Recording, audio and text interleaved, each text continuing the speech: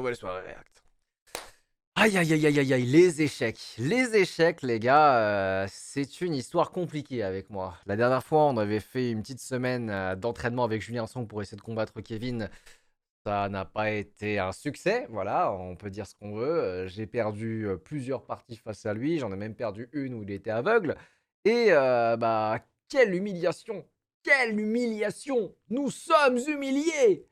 Mais n'empêche que, bah, depuis, je me suis pris un peu de passion pour ce jeu, comme beaucoup de gens d'ailleurs dans le YouTube Game, j'ai l'impression. Bah, écoutez, il est jamais trop tard et bah, des fois, je me surprends, à 3 heures du mat, à me lancer une petite partie, face à, je sais pas moi, un Allemand, des fois c'est un Indien, des fois c'est un Britannique, bref, je joue, contre des gens et bah, du coup, je m'intéresse de plus en plus aux échecs.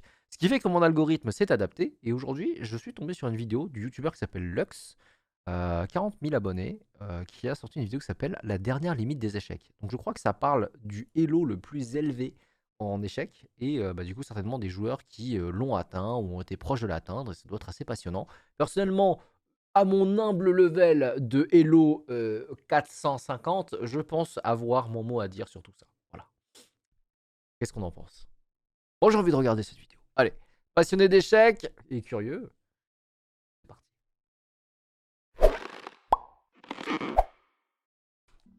Est-ce que vous voyez ce berceau? Personne ne connaît l'enfant qui s'y trouve, pourtant, il pourrait déjà être venu au monde à l'heure où je vous parle. On ne sait pas où, on ne sait pas qui, la seule chose qu'on sait, c'est qu'il révolutionnera l'histoire des échecs. What? On y reviendra plus tard. Ça se trouve, c'est toi! Les échecs, c'est un jeu... Alors attendez, comme d'habitude, évidemment, le lien de la vidéo dans le chat, dans la description de la vidéo et en commentaire épinglé. Allez vous abonner à Lux, pouce bleu, montrez-lui du love, et c'est parti. difficile. C'est pas pour rien qu'il est considéré comme le symbole du génie. La seule chose qu'on sait, c'est qu'il révolutionnera l'histoire des échecs. On y reviendra plus tard. Les échecs, c'est un jeu difficile. C'est pas pour rien qu'il est considéré comme le symbole du génie dans le monde. Maintenant, je sais pas vous, mais ce qui m'a toujours intéressé dans le jeu, c'est de savoir qui est le plus fort. Parce Bah, c'est pas Magnus Carlsen? que ça dira qui est le plus grand génie. Et pour répondre à cette question, on pourrait juste regarder les champions du monde et comment ils ont dominé durant leur période. Sauf qu'aux échecs, il y a un moyen, un nombre, qui permet de connaître encore plus précisément le niveau du joueur. Le Hello. Ce nombre, ça s'appelle l'Elo, et c'est ce qui guidera notre histoire aujourd'hui. Aux échecs, C'est quoi déjà, on s'était dit avec Julien, à partir de 1000 Hello, t'as déjà passé la médiane des joueurs. Et, enfin pas la médiane, oh, c'est la mathématique en vrai. Je crois qu'à partir de 1000 d'élo, tu déjà au-dessus de la moyenne en termes de niveau et je crois que genre à 1000 élo, tu considéré comme un gold, je crois, en échecs si je me trompe pas, si on doit faire un équivalent, League of Legends et que, je crois que la moyenne elle est plutôt à 800, hein. Bref. l'Elo, ça représente la force d'un joueur. C'est-à-dire que plus il est élevé, plus le joueur sera fort. Pour un ordre d'échelle, 1000 Elo, tu es considéré comme un débutant. Ah bon? Bah, je sais pas, la courbe, c'est pas ce qu'elle dit, non? La répartition, attends. Répartition,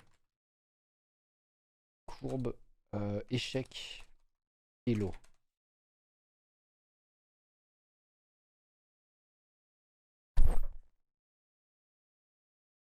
What the fuck? C'est quoi ce merdier? C'est quoi, c'est grave bizarre là? La moyenne des joueurs est 1250? C'est pas possible. Sérieux? Bref. Bon, écoutez, bah, du coup, à 1000, t'es débutant. Du coup, à 450, c'est quoi? Je suis nul à chier en fait, c'est ça? Sympa. 2000 Elo, tu es un expert du jeu. 2500 Elo, tu as le niveau d'un grand maître, soit le niveau de seulement 1600 personnes dans le monde. Et 2700 Elo, tu ne fais déjà plus partie du commun des mortels. Mais évidemment, le record d'Elo a augmenté au fil des années. En 1974, Anatoly Karpov fut le premier joueur à officiellement dépasser ses 2700 Elo. En 1990, Garry Kasparov, que vous devez connaître, a atteint le palier symbolique des 2800 Elo. Et il fut aussi le premier à dépasser les 2850 en juillet 1999. Et à la Putain. vitesse à laquelle ça a augmenté, on pourrait se dire que les joueurs ont probablement atteint les 3000 Elo en un rien de temps. Sauf que c'est pas le cas. Et on n'a pas non plus atteint les 2950 Elo, ni même les 2930. À vrai dire, on n'a même pas atteint les 2900 Elo aujourd'hui. Sérieux? Pourquoi? Et c'est un nombre qui pourrait ne rien représenter pour vous, mais pour les joueurs d'échecs, ce palier sera peut-être le seul qu'ils n'atteindront jamais dans leur carrière. C'est peut-être le palier infranchissable de tous les génies d'échecs. Hmm. Pour comprendre pourquoi ce nom pose autant de problèmes dans le monde des échecs, je vous propose d'abord de regarder une petite histoire du joueur qui s'est rapproché le plus de cet objectif des 2900 Elo. Notre protagoniste pour cette vidéo, c'est lui, Ah bah Magnus Magnus. Carlsen. Vous avez forcément dû en entendre parler, il est pour beaucoup considéré comme le meilleur joueur de l'histoire du jeu. Et C'est quand même fou de se dire que dernièrement il s'est fait virer d'un tournoi parce qu'il était en jean. Genre il fallait avoir un dress code. Et parce qu'il était venu en jean, on lui a dit casse-toi. pour atteindre un tel statut, le travail ne suffit pas. Magnus, Disqualifié, pas assez classe en fait. il a quelque chose qui l'a beaucoup aidé, sa mémoire. C'est un véritable surhomme de ce point de vue-là, et si vous ne me croyez pas, je vous laisse regarder par vous-même. The Caesar pawns are going up the board. And this way is going down. Oh, is this Botanic Top? Correct? Do you know the year? Yeah, from 60, the World Championship match. Ce que vous venez de voir, Wow. c'est Magnus deviner une partie d'il y a 64 ans, sans voir les pièces, qu'il a peut-être vu une fois dans un livre d'échecs, et qu'aucune, et je dis bien aucune personne sur Terre n'aurait trouvé. Je sais pas quoi vous dire, hein, vous voyez par vous-même la force de ce gars. Et cet atout, il va lui être extrêmement utile contre ses concurrents dans sa quête des 2900 Elo. Mais je crois qu'il n'y avait pas une histoire comme quoi il avait une forme d'autisme, Magnus. Je crois, hein. Et oui, Magnus, quand il est arrivé au niveau de Kasparov en 2013 et qu'il était aux alentours des 2850 Elo, il a annoncé lui-même qu'il atteindrait ce palier et qu'il serait le premier de l'histoire. Et à cette époque, c'était pas déconnant, parce que quelques années auparavant, les ordinateurs avaient pris le dessus sur les humains aux échecs. Et donc le niveau de tout le monde avait augmenté. Si les Elo de tout le monde augmentent, le meilleur peut prendre plus de points. On rentrera dans les détails de nerd tout à l'heure, mais globalement, les Elo sont un peu méchants envers les plus forts. Par exemple, si Magnus, avec un Elo de 2850, affrontait un joueur de 2750 Elo, Il prend que dalle, je crois. voici combien d'Elo il pourrait gagner. Avec une victoire, Magnus gagnerait environ 3,6 points Elo. Ce Seulement. Ah ouais. qui est peu mais suffisant. Avec une égalité, Magnus perdrait environ 1,4 points Elo. Ce qui est plutôt normal, puisqu'il est censé gagner plus souvent contre ce joueur. Et avec une défaite, Magnus perdrait environ 6,4 points Elo. 2 fois plus quand même, enfin quasi 2 fois plus que la victoire. C'est énorme, parce que là on oublie le fait que à 2750 Elo, les joueurs font partie du top 10 mondial. C'est-à-dire que Magnus est tellement haut classé à cette époque que pour une partie perdue contre un top 10, il doit en gagner 2. Un facteur de partie égal à 2, ça n'aide vraiment pas quand tu veux gagner beaucoup d'Elo. Mais Putain, on dirait mon Elo sur League of Legends, sauf que moi c'est pas parce que je suis trop fort, c'est parce que je suis trop nul. Vous vous rappelez quand j'étais en silver et que je gagnais 13 LP par 13 LP, mais j'en perdais 20 par 20.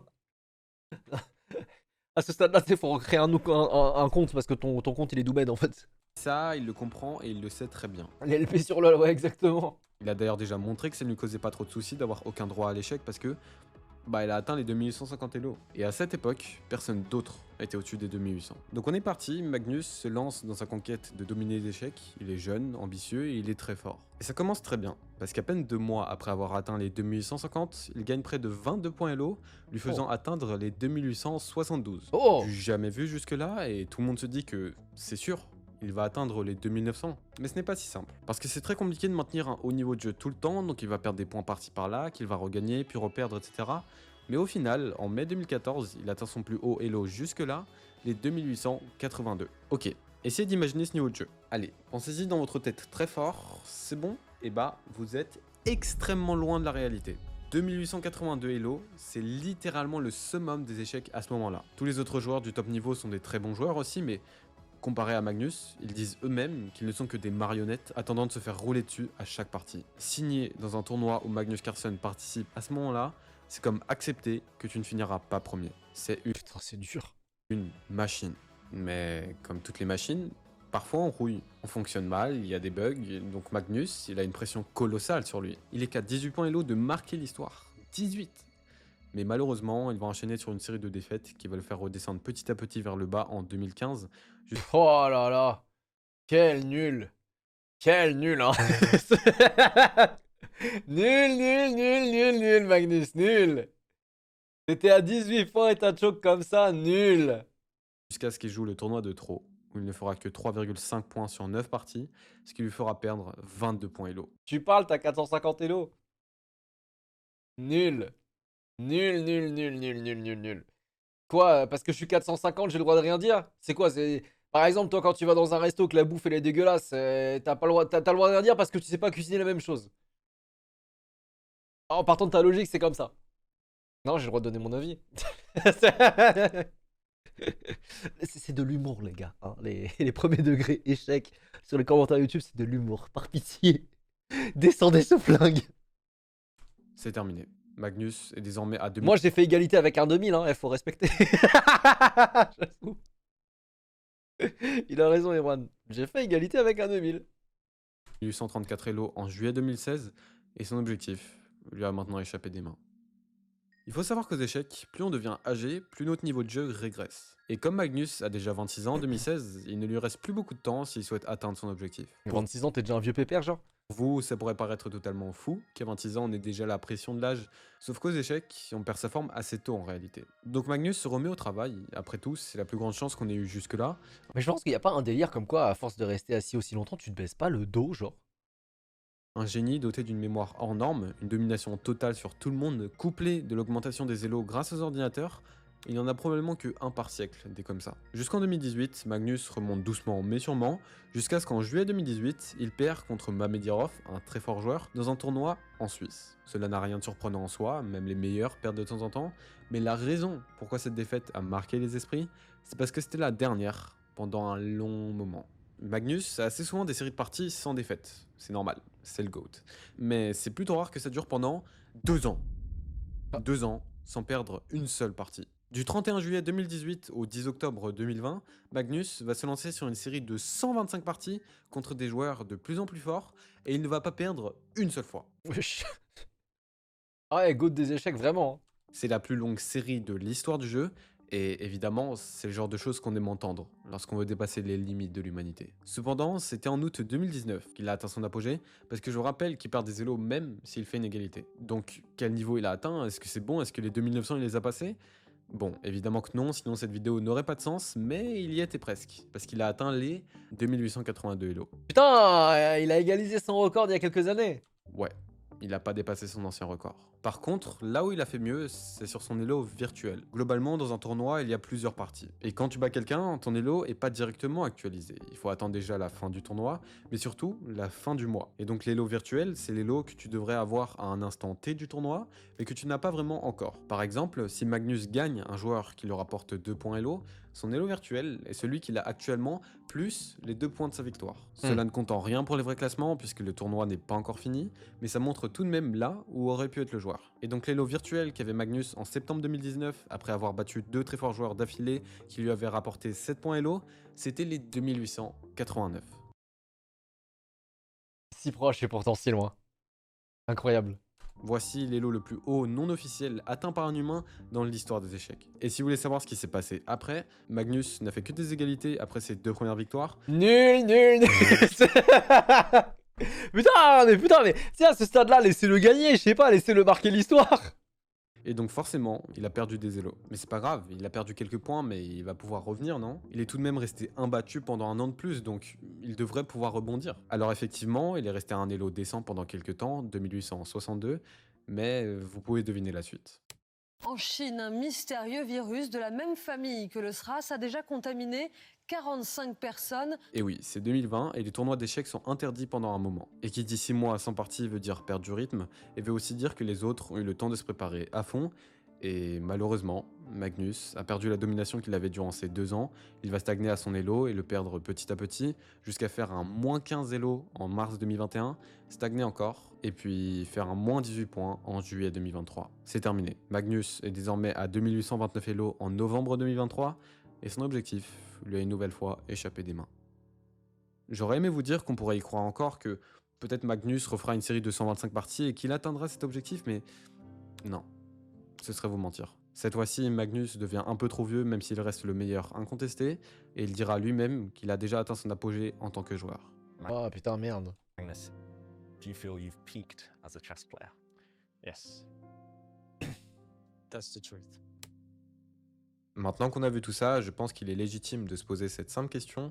Pourquoi c'est si dur? C'est vrai, je veux dire, on a déjà vu 2-3 éléments, comme le fait qu'il gagne moins d'élo que ce qu'il en perd, ou le facteur de partie, mais il nous faut du concret et une réponse. Est-ce que c'est vraiment possible d'atteindre les 2900 élos aux échecs? On va essayer de répondre à tout ça avec cet outil magnifique que sont les mathématiques. Attendez avant de quitter la vidéo, je vous promets ça va être intéressant, en plus je vais pas vous embêter avec des trucs compliqués, vous allez voir. Pour tout ce que je vais vous dire, je me suis basé sur l'article très complet posté en 2023 sur Wiley, parlant de la probabilité de Magnus d'atteindre les 2900 Elo. Ok. C'est un article très intéressant et si quoi vous la aimez proba le calcul, Ah, ça me perturbe, c'est la même musique qu'on a utilisée pour le documentaire de Francis Ngannou. je vous conseille d'y jeter un œil, c'est en description. Bref, dans cet article, il parle beaucoup de maths et de probabilité, et pour ceux qui ne sauraient pas, j'ai 16 ans.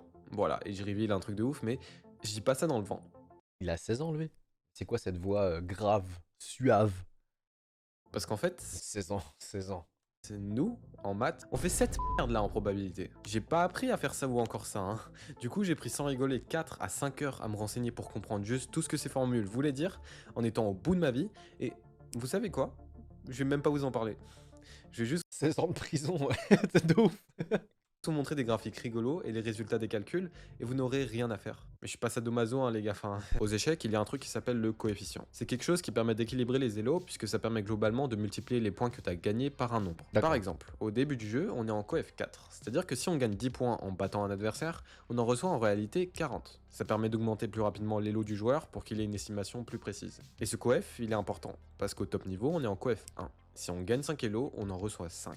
La question que beaucoup de personnes se posent du coup c'est, est-ce que le coef est donc vraiment propice aux 2900 Elo? Parce qu'on pourrait se dire, si le coef était à 2, Magnus gagnerait 2 fois plus d'Elo, non? En fait, il en gagne certes 2 fois plus, mais il en perd aussi 2 fois plus. Ouais. Ça va dans les deux sens, et c'est juste plus dangereux. Sauf que dans tous les cas, le coef est à 1 au niveau de Magnus donc. Pourquoi je vous ai parlé de ça? Eh bien, c'est juste pour que vous compreniez que Magnus a une certaine stabilité dans ses parties. Il ne peut pas perdre énormément, mais ne peut pas en gagner beaucoup non plus. Regardez, l'article a regroupé les performances de Magnus sur les 110 parties qu'il a jouées entre 2020 et 2022, et on voit ici que le maximum qu'il a perdu dans une partie, c'est 7,44 Elo, Mhm. et le maximum qu'il a gagné, c'est 4,5 Elo. Mais ce qui est le La vie est injuste. plus intéressant ici, c'est cette colonne. Ce symbole, c'est la lettre mu en grec, et ça permet de représenter la moyenne. Et comment on est arrivé à ce nombre, vous pourrez me demander? Simple. L'article a collecté les données représentant le nombre d'élos que Magnus a gagné ou perdu à chaque partie, et si on fait la moyenne de tout ça, on obtient cette valeur, moins 0,11. Oui. Et c'est une valeur importante, parce que ça veut dire qu'en En moyenne, il perd 0,11 points.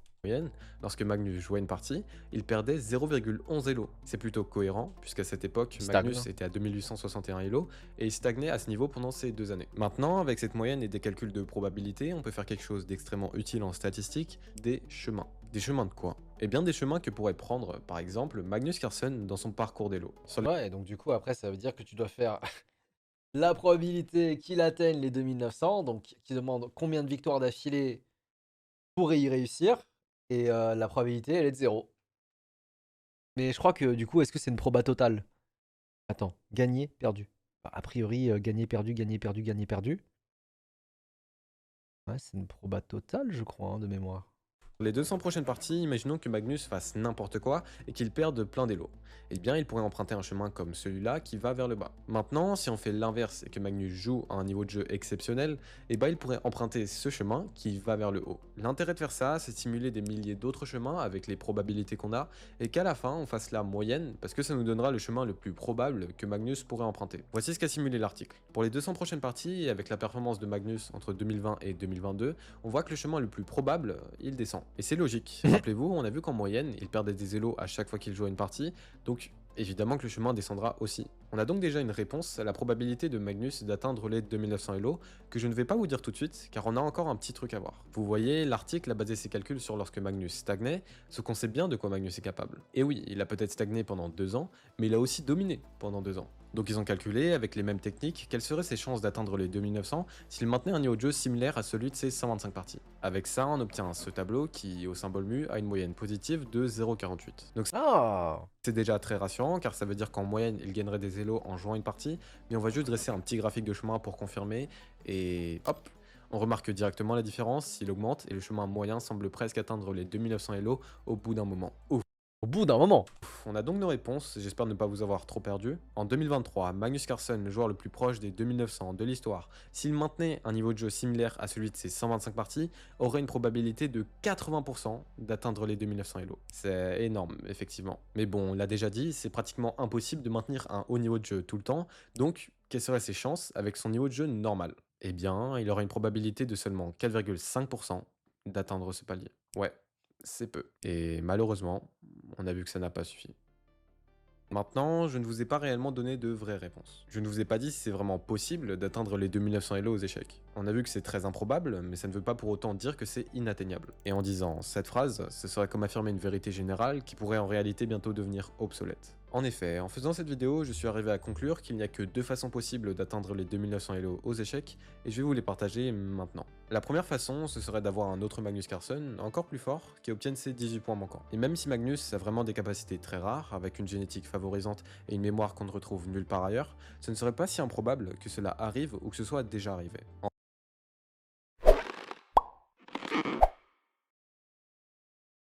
Il est là. Il est devant vous. Son potentiel n'est juste pas encore réveillé. Soyez patient.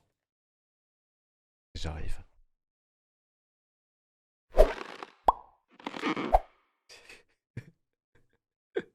Who let him cook? Don't let him cook. Bro is not cooking. À 30 ans, ça dégage. Apprends déjà à défendre Ahmad du Berger. Aïe aïe aïe, ah ouais, ça attaque. Aïe aïe, ça tire à balles réelles, putain. Aïe aïe aïe. Merci beaucoup pour le sub, Magnus. Let him wash.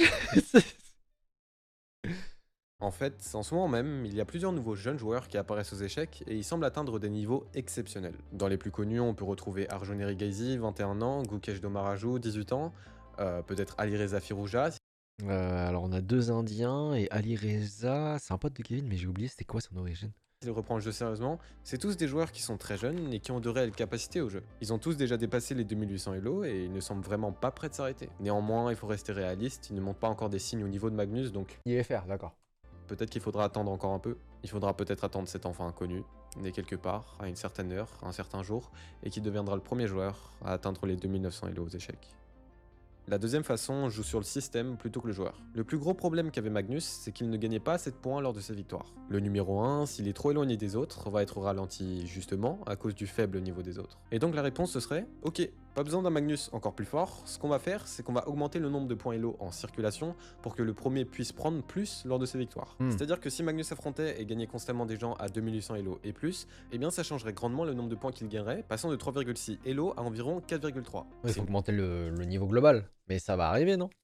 Une augmentation de 20%, c'est énorme. Et pour que les lots de tout le monde augmentent, il faut soit laisser le temps faire les choses, et au fur et à mesure, il y aura de plus en plus de joueurs forts, soit il faut changer un petit peu les règles du jeu. Vous voyez, la Fédération Internationale des Échecs pourrait changer le coefficient à 2 pour que ce soit encore plus de chaos dans le top niveau et qu'il y ait potentiellement plus de chances d'avoir un 2900. Cependant, c'est pas forcément viable sur le long terme. Il y a donc une autre solution, qui a d'ailleurs déjà été mise en place, c'est la réforme des Elo. Globalement, c'est une réforme de 2023 qui visait à réguler le niveau des joueurs au bas niveau, puisqu'il y avait un réel problème, le classement Elo ne reflétait pas correctement le vrai niveau du joueur. Mais voilà, mais tu vois, j'ai 450 Elo, mais en fait je suis 1500. Parce qu'en fait l'écart de niveau ne veut rien dire. Bah c'est pas moi qui le dis, c'est la vidéo.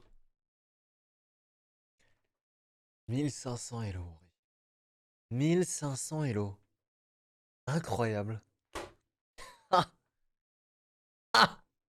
Donc ce qu'ils ont fait, c'est augmenter arbitrairement de plusieurs centaines de points Elo tous les joueurs en dessous des 2000 pour que ce soit plus équilibré. Et 200 en vrai.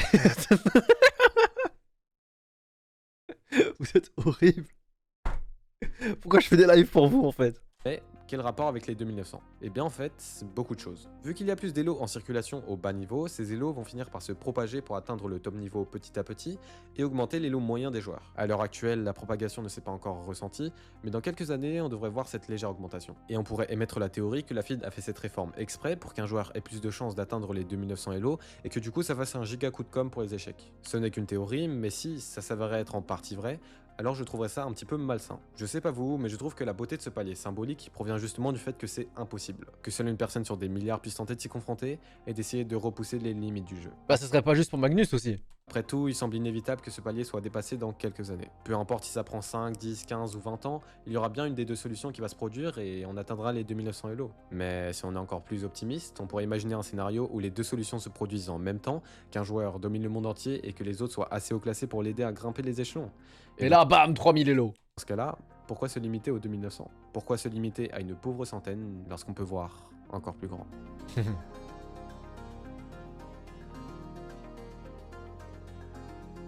Merci à tous d'avoir regardé jusque-là, n'hésitez pas à vous abonner pour me soutenir, on a atteint les 10 000 abonnés récemment, et je ne pourrais vous remercier moins de 10 000 fois. Et vous voyez où je veux en venir? Maintenant on veut les 20 000. J'ai essayé d'être Abonnez-vous, les amis! faire le moins d'erreurs mathématiques malgré mon âge, dites-moi si j'ai fait un bon taf sur ça en commentaire. N'hésitez pas aussi à rejoindre mon Discord, il est en description, et j'en ai déjà parlé dans ma dernière vidéo, mais je compte faire un guide étape par étape pour passer 2000 Elo sur chess.com, c'est-à-dire le top 0,3% des joueurs. C'est encore en développement, hein, mais je vous le dis, pour que vous ne soyez pas surpris lorsque ça arrive. Ah, mais ça veut dire que lui, il est aussi 2000 Elo. Putain, incroyable, incroyable. Et bah nickel! Bah nickel! Toujours passionnant de se plonger un petit peu dans ce genre de documentaire, même dans des domaines que l'on ne connaît pas forcément. Bah écoutez, très très cool documentaire. Hâte de voir un jour ce joueur de 1900 Elo. S'il n'est pas déjà en train de faire un stream actuellement et de se regarder dans la caméra. Peut-être. Vous me sous-estimez trop, les gars. Non, vous me sous-estimez trop. C'est pas parce que j'ai perdu une fois avec un mat du Berger que c'est foutu. Tout le monde a déjà été maté par Berger. Vous dites ça comme si même Magnus Carlsen, c'est sûr, quand il avait genre 3 ans, il s'est fait mater par Berger. Vous êtes juste dramatique. Vous êtes négatifs, les amis. Enfin bon, les amis, c'était tout pour la React d'aujourd'hui. J'espère que cette vidéo vous a plu. N'hésitez pas à aller checker du coup la vidéo et la chaîne de Lux que je vous mets dans la description et en commentaire épinglé comme d'habitude. J'adore faire ces petits reacts sur des sujets que je connais pas forcément et puis surtout bah, c'est assez passionnant, surtout que je me suis pris de passion récemment aux échecs. Et bah écoutez, très très bonne vidéo, très très bon documentaire, voilà. Et vous, qu'est-ce que vous en avez pensé? N'hésitez pas à me le dire en commentaire. Comme d'hab, si jamais la vidéo vous a plu, n'hésitez pas à vous abonner et à me laisser un pouce bleu. Et moi je vous dis à très bientôt pour une prochaine vidéo. Peace!